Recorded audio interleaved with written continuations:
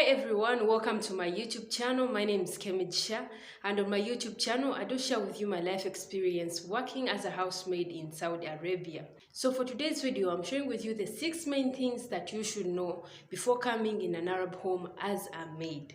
So if you're new on my channel, you are very much welcome, and if you are my returning subscriber, thank you so much for the love.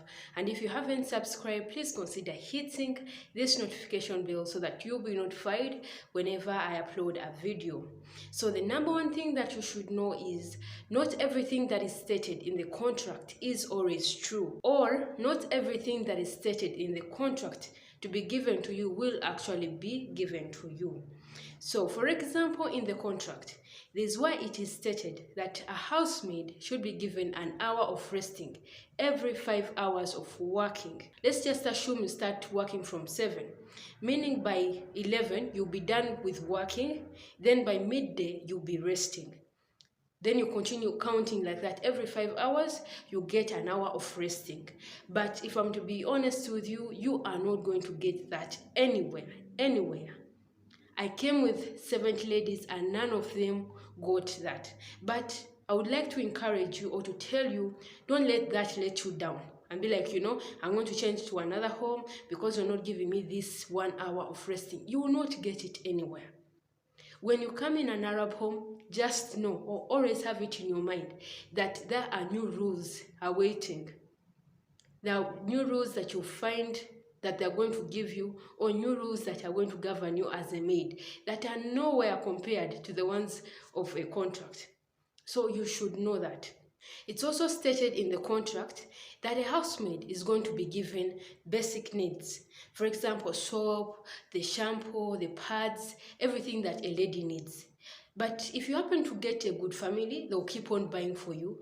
And if you happen to find a less caring family, they'll buy for you like for the first month, then the other months you start buying things for yourself. So it's about you as a person. If you start buying things for yourself, you handle them in a very good way. For example, me, I buy soap. They're always in a carton, like 6 of them. One soap has to spend 2 months. I will use my car soap until it turns into a SIM card. And still I'll break it inside my sponge. So things of this side, when it comes to spending, we as housemaids, we have to spend wisely. Things are very expensive, but still don't let that let you down and be, in the contract it is stated that you should give me the basic needs and you're not giving me the basic needs, so me, I'm leaving. You are not alone.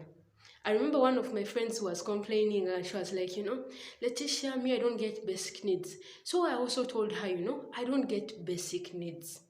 Me, they gave me basic needs like the very first month that I came.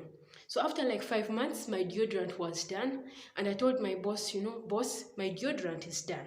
Can I please have another one? So she told me, okay, bring the money. I'll send the driver to bring it for you. So I told her, madam, it is stated in the contract that you people should give me the basic needs. So why should I be buying? She told me, well, I gave you for the first month just because you had come and you didn't have money.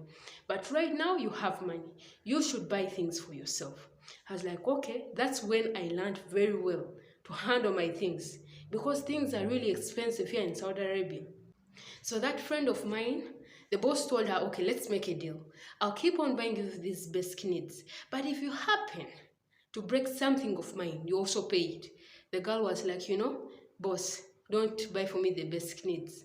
I'll buy them for myself.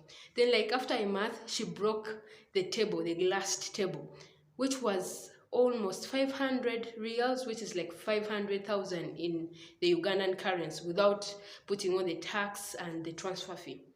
So she was like, what if I had allowed her to buy for me the basic needs? What would I have done to this table? So don't let these things of saying, the contract states this, but I'm not having it. Don't let that disturb you. Still, like in the contract, they may state that you're going in a family of 4 people. You find there are 8. Don't go away. As long as there's food, they pay you. You sleep well. There is no problem. You may go to another home and you find the things are worse. I'm telling you this because I have an experience. I changed and somehow, somewhere, I regretted. Maybe if it comes to salary, I do not regret at all.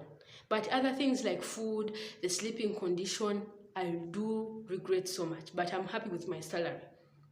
So don't be like, I'm working for people of 8 and on the contract there were only 3. Just bear with that. I work for people who are 30 and above. Right now as I speak, 30 and above. 30, I think that 34. They're like 34. So number 2, you should know that you are not going to be involved in any sexual intercourse. I am trying to mean you're not going to have sex for the 2 good years that you're going to spend in Saudi Arabia. So if you're that kind of person who's like, Banage, me, I can't live without sex even for a day. Try to first test yourself and be like, can I finish 3 months without having sex? Because if you happen to come and seduce your boss's brother or the son or the husband, you will be killed. Seducing can lead to loss of life here in Saudi Arabia. Seducing is not really a good thing to be done in Saudi Arabia. Once you're caught, the man will even stand and leave you in trouble with the madam. And the madams of Saudi Arabia, they don't fight with hands. No. If she notices that there's something going on in the room, she will come with a knife or come with the jambia, the pang, and you'll be gone. So it's better you know that there is no sex. Because some time back, I saw a video of a Ugandan lady. It was even on TikTok. She was like, how do these people think that we live for good 2 years without having sex? So in my mind, I was thinking, didn't she get the information that she was not going to have that? Or did she think that these people were joking? So I didn't know what she was up to, but you have to know this. You are not going to have sex for good 2 years. Number 3, you are not going to get a day off for the good 2 years. No matter how good your bosses are, I've never had any housemate saying, my boss has given me a day off. Maybe these people who are not in the contract, those are the people that I know. But as long as it is a contract, you're going to work for good 2 years without resting. Maybe if you have the working class bosses, they always tell you, Friday is a resting day and Saturday. If you've been waking up at 7, always wake up at midday so that we can have time to rest. They don't want to hear that sound of the muknesa, which you call the vacuum cleaner. They don't want to hear that sound. And at the same time, it affects you as a housemaid, because if you wake up at mid, meaning you're going to finish your work late, very late. So it does not help you as a housemaid. It helps them as the bosses. So don't be like, added the contract, I saw they should give me a day off in the week. Why are they not giving me? Me, I'm done, I'm gone. That means sentence me. Every housemaid does work from the day she entered until the day she leaves. You see, you get sick and come back from the hospital, you've been on drip and still work. The only thing they tell you, do you want Panadol? Then they bring you that Panadol they always call, and you don't rest. So you won't get that day off. This is Saudi Arabia, or this is the Arab world. It's not the Europe countries that you hear. Canada, you get a day off like that. Here in the Arab world, you will not get that. Just mark my words. I've had a lot of friends, and none of them has ever told me that she has been granted a day off. Maybe for people who are not in the contract. Then number 4, you should know that you are not going to be allowed to move out. You as a person, you as a single person, like you as a housemaid, to move out and go and see places or go to your friends' places. You won't even have friends. You're just going to have the ones on the phone. Maybe you only go out when you're sending money, or if you happen to be going with your madams, maybe to the friends' places or the mom's places or the husband's places. That is when you're going to go out. Or if they're going for an outing, that is when you only get a chance to go out and you're going with them. And the moment they see you speaking with another kadam, they start suspecting that you want to run away. That is the first thing that comes in their mind. So you're not going to be allowed to go out. I remember in my first 2 years, I went out 3 times sending money. So I didn't know I could live in a house for good 2 years without going out, without seeing friends, with all those stuffs. But I really managed. I'm in my 4th year right now. So don't let those things discourage you. Just come with the mindset that, I'm going to get money. After getting money, I'm going back home. I'll do whatever I want. Just come with that mindset. Don't let these things destroy the courage and be, and you be like, I came with a lot of girls. Before even a week, they had gone. In the group I came in, I was the leader. We're like 25, and like 10 went in the very first week. Number 5, you cannot terminate a contract. Here I'm trying to mean like you can't reach in the middle of the contract and be like, Nzenkoye, I'm tired, I want to go. You cannot terminate it unless if you are willing to pay them some money. So there are some girls who come saying, me, I want a capital of 10 million. Once they get that, they start doing some things that are not really good and pleasing. They start to tell the madam, I want to go back to Uganda. I've lost someone. I've lost my child. I've lost my mother. I want to go back. Just because they've got the capital that they wanted. Your madam will tell you to pay her some money.